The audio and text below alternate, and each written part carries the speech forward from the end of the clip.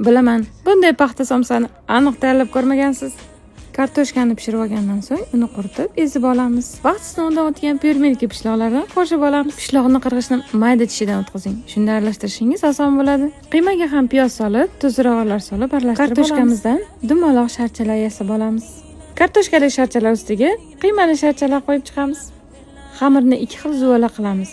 Biri katta, biri kichik. Katta zuvalarni yoyib, dumaloq shaklda o'rab olamiz. Kichkina zuvalachani yoyib, 8 bo'lakka bo'lib olamiz. Surib, dumaloq somsamizni chetlarga videoda ko'ringandek yopishtirib chiqamiz. Chetini yaxshilab yopishtiring.